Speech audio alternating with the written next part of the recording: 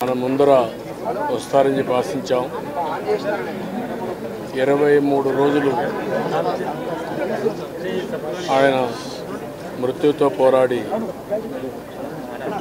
ఈరోజు చనిపోవడం జరిగింది. 27వ తారీఖున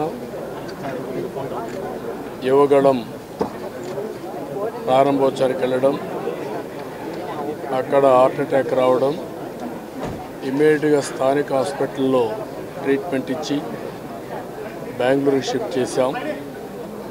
one of the best hospital Narayana Vriddhalaya. అలాంటి హాస్పిటల్లో అంతా ఎమినెంట్ డాక్టర్స్ ఉన్నారు. కుటుంబం కానీ అదే మరిగా అభిమానులు కానీ ప్రజలు కానీ ప్రార్థించారు, ఎన్నో ప్రార్థనలు చేశారు. భగవంతుడు కరుణించలేకపోయాడు.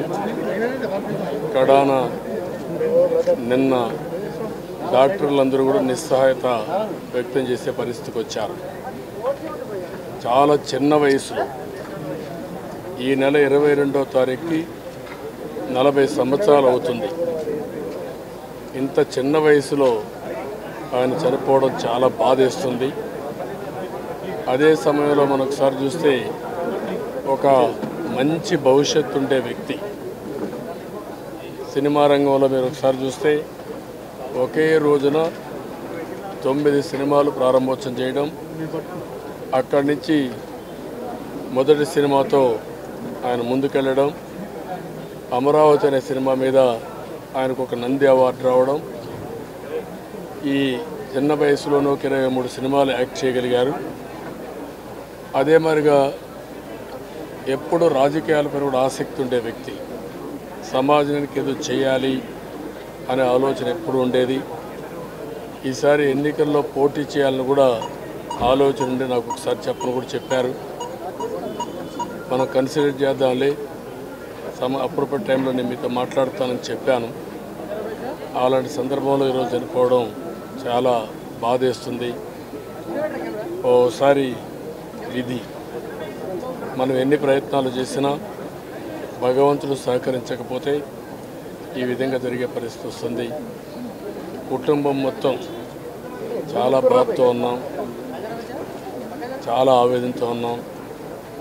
ఏదేమైనా అభిమానులు కూడా మీరు చూస్తే నేను ఎక్కడికి వెళ్ళినా మొట్టమొదటిసారిగా ఇటీవల కాలంలో అడిగింది తారక రత్న ఆరోగ్యం ఎట్టుంది అని అడిగేవారు.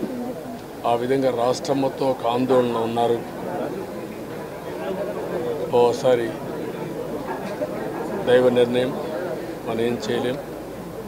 ఈ చిన్న వయసులో ఏ ఆశయాల కోసం అయితే ఆయన పనిచేశారో దాన్ని ముందుకు తీసుకుపోవడం కోసం అందరూ కృషి చేయాల్సిందిగా అభిమానులు కోరుకుంటూ, కుటుంబం కూడా చూస్తే